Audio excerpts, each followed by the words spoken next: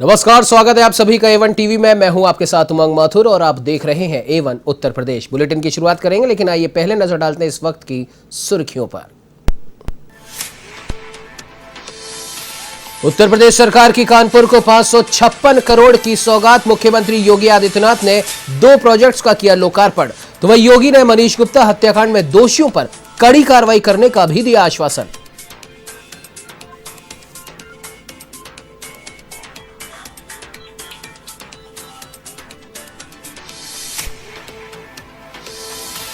मनीष हत्याकांड की जांच पर अब सियासी उबाल। परिवार से मिले अखिलेश यादव, कहा हाईकोर्ट के जज की निगरानी में हो जांच। तो वहीं मीनाक्षी बोली, राजनीतिक मुद्दा नहीं है मेरे पति की मौत।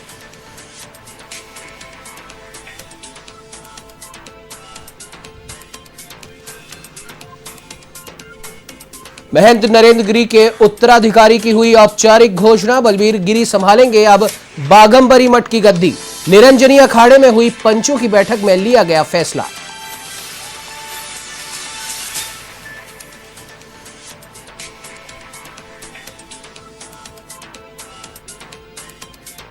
तो वहीं कन्नौज के खलकपुरवा गांव में दिल दहला देने वाला मामला आया सामने। मां ने अपने ही 2 मासूमों की गला घोंट कर की हत्या, खुद ने भी फांसी लगाकर की आत्महत्या। जांच में जुटी पुलिस।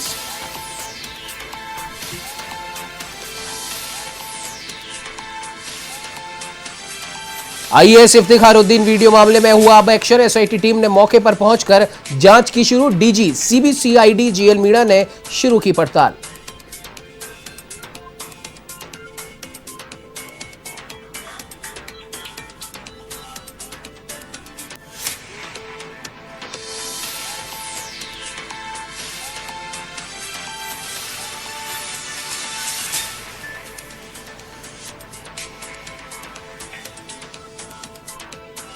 अब आइए खबरों पर नजर डाल लेते हैं विस्तार से। आपको बता दें कि मुख्यमंत्री योगी आदित्यनाथ ने अपने कानपुर दौरे के दौरान कानपुर को कई विकास योजनाओं की सौगात दी। मुख्यमंत्री ने कानपुर को 556 करोड़ के विकास कार्यों की सौगात दी। तो वहीं 45 विकास परियोजनाओं का लोकार्पण और शिलान्यास भी किया। उन्होंने कहा कि नवंबर के अंत तक मेट्रो चलाने की पूरी कोशिश करेंगे। कानपुर एक नई आभा के साथ देश में उभर रहा है। यह मेट्रो के साथ विशालकाय हवाई टर्मिनल भी होगा। इस दौरान मुख्यमंत्री ने मनीष गुप्ता हत्याकांड पर कहा कि गोरखपुर की दुखद घटना के आरोपी बख्शे नहीं जाएंगे। योगी ने कहा कि परिवार की पीड़ा के साथ हम जीवन पर्यंत जुड़े रहेंगे। मुख्यमंत्री ने कहा कि मेरे कार्यक्रम से पहले घड़ियालू आंसू बहाने वालों से सावधान रहने की जरूरत है। तो वहीं मुख्यमंत्री योगी आदित्यनाथ ने मृतक मनीष गुप्ता की पत्नी को नौकरी देने की भी घोषणा कर दी है।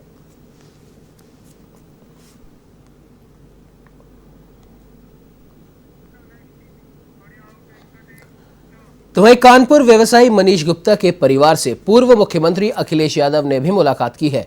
अखिलेश ने मृतक की पत्नी मीनाक्षी गुप्ता और उनके परिवार से मुलाकात की। आपको बता दें कि अखिलेश यादव ने पीड़ित परिवार को 20 लाख रुपए देने की घोषणा भी की, जबकि उत्तर प्रदेश सरकार से पीड़ित परिवार को 2 करोड़ मुआवजा देने की मांग की। अखिलेश यादव ने शैक्षिक योग्यता के अनुसार पीड़ित पत्नी को सरकारी नौकरी देने की भी मांग रखी है। तो वहीं आपको बता दें कि अखिलेश यादव ने कहा कि इस मामले में पुलिस प्रशासन ने साक्ष्य मिटा दिए हैं और ऐसे में पूरे मामले की निष्पक्ष जांच कराई जानी चाहिए।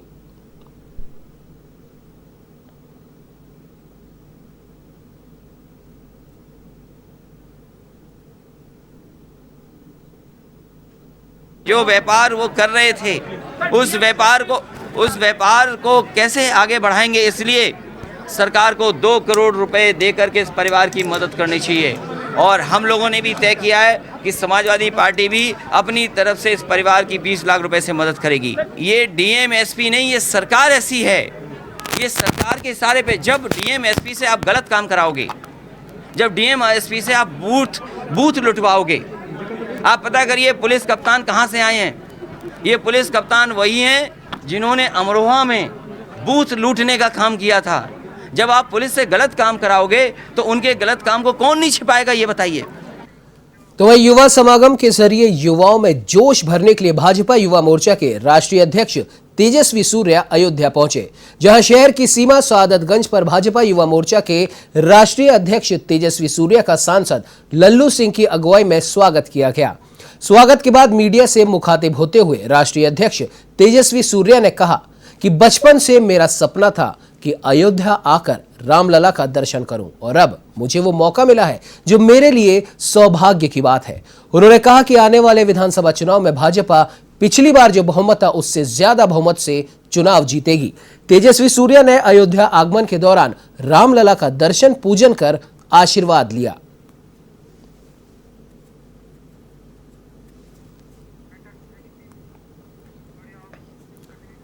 तो वहीं महंत नरेंद्र गिरी का उत्तराधिकारी चुनने के लिए निरंजनी अखाड़े में रमता पंचों की बैठक की गई। नरेंद्र गिरी के शिष्य बलबीर गिरी को बागम्बरी मठ का व्यवस्थापक चुना गया है, क्योंकि महंत नरेंद्र गिरी ने अपने सुसाइड नोट में बलबीर गिरी को अपना उत्तराधिकारी बताया था। तो वहीं निरंजनी अखाड़े में हुई पंचों की बैठक में फैसला लिया गया कि बलबीर गिरी ही उनके उत्तराधिकारी होंगे।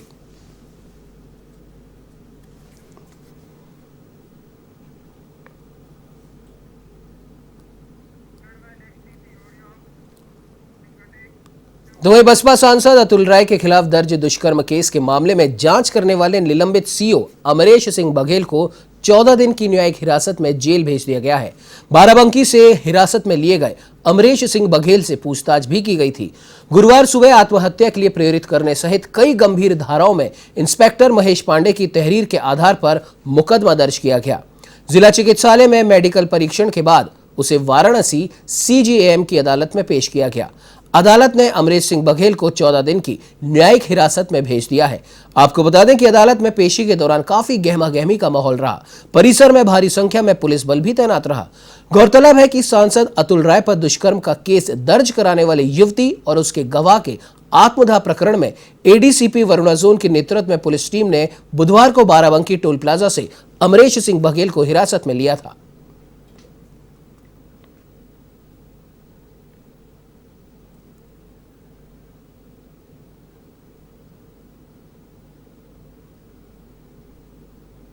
मुकदमे में इनकी जो है गिरफ्तारी हुई है।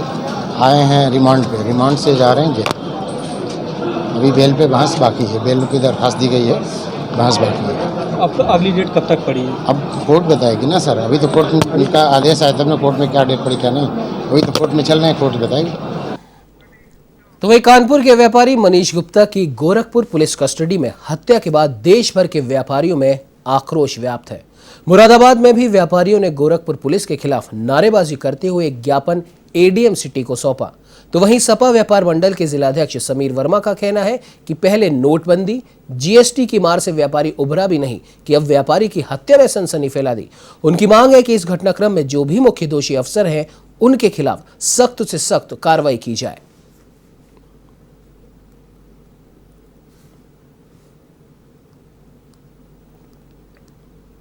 समीर शर्मा, जिला अध्यक्ष समाजवादी व्यापार सभा। आज मुख्य रूप से इस बीजेपी की सरकार में लॉकडाउन, नोटबंदी, इस सभी चीज़ों से व्यापारी अत्यंत त्रस्त है, बहुत ज़्यादा परेशान है। उसके बावजूद मनीष गुप्ता की जिस तरीके से हत्या हुई, जिस तरीके से उन्हें प्रताड़ित किया गया, ये बहुत ही निंदनीय है। हम ये मांग करते हैं कि जो इसमें मुख्य रूप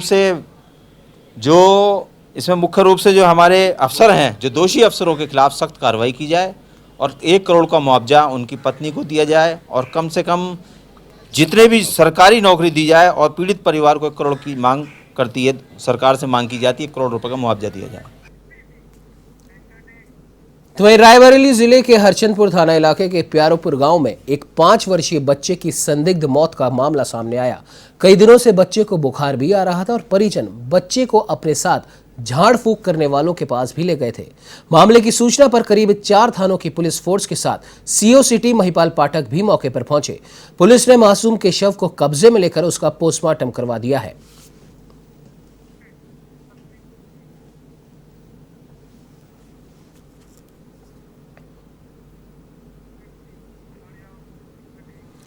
तो वहीं रायबरेली में इन दिनों एक वीडियो वायरल हो रहा है जिसमें एक पति अपनी पत्नी को सरेआम पीट रहा है। बेल्ट से आरोपी पति अपनी पत्नी की पिटाई करता नजर आ रहा है। वीडियो में साफ देखा जा सकता है कि आरोपी पति अपनी पत्नी की बेल्ट से पिटाई कर रहा है। डीही थाना क्षेत्र के निगोही गांव का यह पूरा मामला बताया जा रहा है। तो वहीं रायबरेली पुलिस का ट्विटर अकाउंट भी ये स्वीकार कर रहा है कि घटना 24 सितंबर की है, जिसमें तहरीर मिलने पर 26 सितंबर को मुकदमा पंजीकृत कर लिया गया। तो वहीं डीएसओ घटना से इनकार कर रहे हैं। उनका कहना है कि यह मामला हमारे क्षेत्र का है ही नहीं और ना ही वीडियो मेरे संज्ञान में है।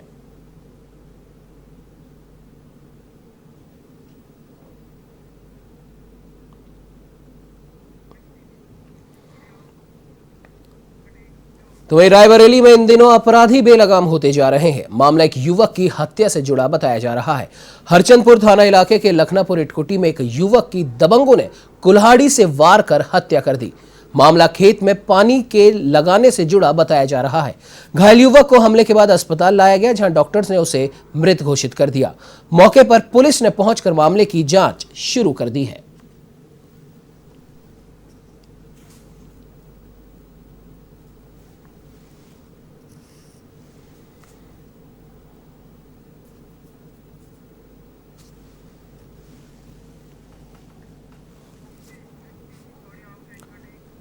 तो वहीं आपको बता दें कि भारत की आजादी को 75 वर्ष पूर्ण हो चुके हैं। ऐसे में आजादी का Amrit Mahotsav India for tiger rally on wheels यात्रा निकाली जा रही है। कार्यक्रम का संचालन एनटीसीए द्वारा किया जा रहा है, जिसका मुख्य उद्देश्य आम जनमानस को टाइगर को सुरक्षा प्रदान करने के लिए जागरूक करना है। आपको बता दें कि संपूर्ण भारत में 51 टाइगर रिजर्व हैं, जिनमें 9 टाइगर रिजर्व की स्थापना 1973 में हुई थी और इन्हीं पुराने 9 टाइगर रिजर्व में रैली यात्राओं का समापन होगा। पीलीभीत सीरीज की यात्रा लखीमपुर खीरी के टाइगर रिजर्व से शुरू होकर पीलीभीत होते हुए मुरादाबाद और राजाजी टाइगर के बाद कॉर्बेट नेशनल पार्क में जाकर समाप्त होगी, जिसके चलते दुधवा टाइगर रिजर्व के वाइल्ड लाइफ के फील्ड डायरेक्टर ने पीलीभीत टाइगर रिजर्व के फील्ड डायरेक्टर को फ्लैग पीलीभीत बॉर्डर पर सौंपा, जहां से यात्रा को बैंड बाजे के साथ हरी झंडी दिखाकर रवाना किया गया।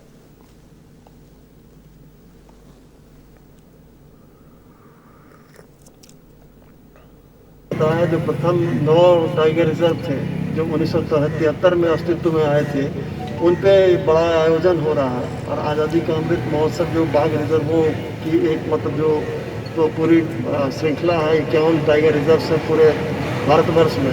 ये 51 टाइगर रिजर्व ये 9 जगह जो बड़े समारोह हैं वहाँ पर जाकर सुनिश्चित करेंगे। तो उसी कड़ी में मैं ये जो अपना ये लैब है जो कि एक तरीके का रिले रूट है, तो बैटन में दुधवा टाइगर रिजर्व से लेकर आया हूँ। वहाँ पे भी बड़े आयोजन हुए हैं और कुछ गोष्ठियाँ हुई हैं, कुछ लोग साइकिल रैली हुई है, तो जागरूकता फैलाने का भी काम किया गया है। तो वहीं बस्ती जिलाधिकारी सौम्य अग्रवाल और पुलिस अधीक्षक आशीष श्रीवास्तव ने जिला कारागार का औचक निरीक्षण कर जेल की व्यवस्थाओं का जायजा लिया। इस दौरान उन्होंने जेल के बैरक, पाठशाला, अस्पताल और मेस का भी निरीक्षण किया। साथ ही साथ सभी जेल कर्मचारियों को सख्त हिदायत दी गई है और इस मौके पर अपर पुलिस अधीक्षक दीपेंद्र नाथ चौधरी, क्षेत्र अधिकारी सदर शक्ति सिंह समेत कई अधिकारी व कर्मचारी भी मौजूद रहे।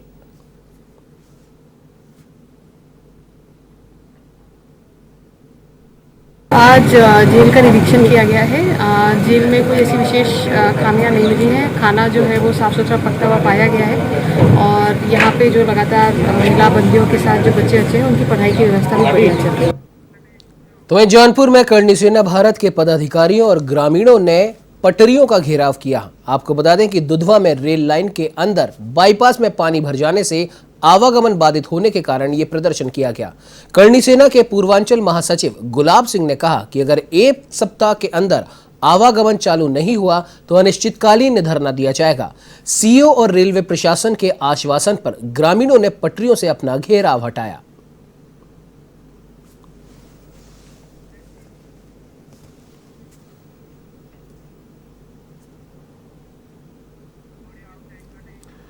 तो वहीं उत्तर प्रदेश के बस्ती स्थित हरैया में प्रधानमंत्री शहरी आवास योजना के लिए एक शिविर लगाया गया।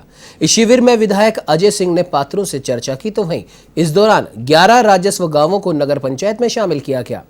इन राजस्व गांव के लोगों को आवास योजना से लाभान्वित करने के उद्देश्य से ऑनलाइन आवेदन कराए गए।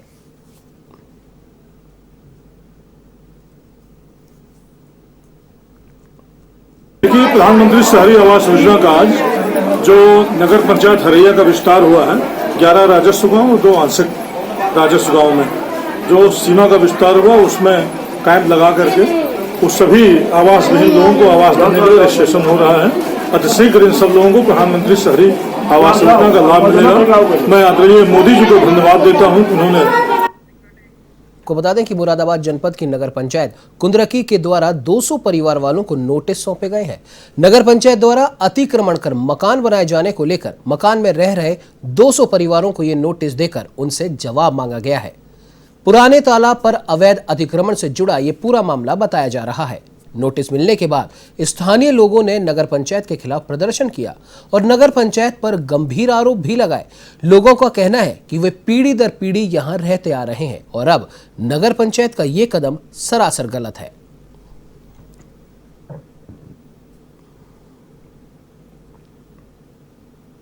पूरा मामला सर अभी नगर पंचायत कुंदरकी से हम लोगों को ये नोटिस जारी कर दिए गए हैं ये कि यहाँ पर हम लोगों ने अवैध कब्जा किया हुआ है, जबकि हमारा जो हम यहाँ पर जो रह रहे हैं दादा परदादाओं के ज़माने से हमारे यहाँ पे पीढ़ियाँ दर पीढ़ियाँ रही हैं और मेरी उम्र भी लगभग 36 साल के करीब है और मुझे पूरी ज़िंदगी यहाँ पर रहते हुए हो गई है। पर समझ में नहीं आ रहा है कि नगर पंचायत ने अचानक से नोटिस हम लोगों को क्यों थमा दिए गए। तो वही बस्ती जिले में सपा नेता और पूर्व विधायक दूधराम ने बाढ़ग्रस्त गांवों का दौरा किया। विधायक ने आपको बता दें कि महादेव विधानसभा के कंजौरा, पिंडावल, सौदिया सहित कई गांवों का दौरा कर वहां की स्थिति का जायजा लिया। इस दौरान पूर्व विधायक ने बताया कि बाढ़ के कारण कई गांवों में आने जाने वाले रास्ते पूरी तरीके से बंद हो चुके हैं। पूर्व विधायक नाव के सहारे स्थिति का जायजा लेने पहुंचे थे। उन्होंने ग्रामीणों को जल्द ही समस्याओं का निस्तारण कराने का आश्वासन दिया।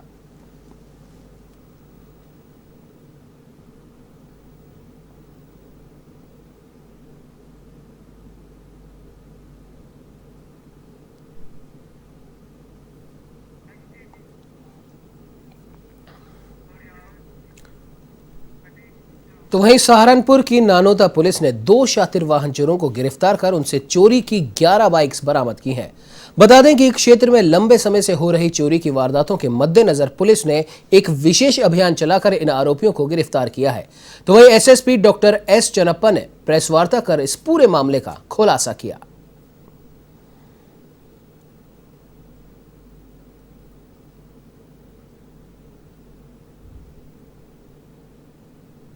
थानाध्यक्ष ननौता और उनकी टीम द्वारा 2 शातिर वाहन चोरों का गैंग पकड़ा गया है। ये अंतर जनपदी गैंग है कि मोटरसाइकिल चोरी करते हैं।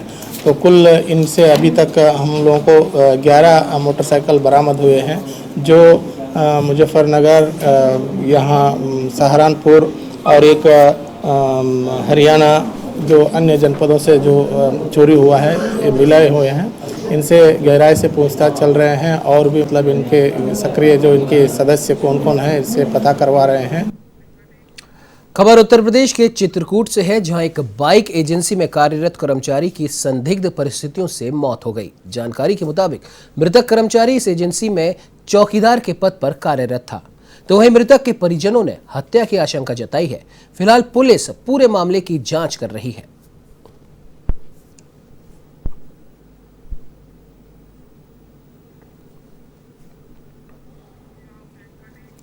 तो वहीं सहारनपुर रेलवे स्टेशन पर आरपीएफ जवान की मुस्तैदी से एक यात्री की जान जाते जाते बच गई। दरअसल चलती ट्रेन में चढ़ने की कोशिश के दौरान यात्री का अचानक पैर फिसल गया, जिससे वो ट्रेन के साथ घसीटता चला गया। इस बीच आरपीएफ के जवान ने जान की परवाह किए बिना यात्री की जान बचाई।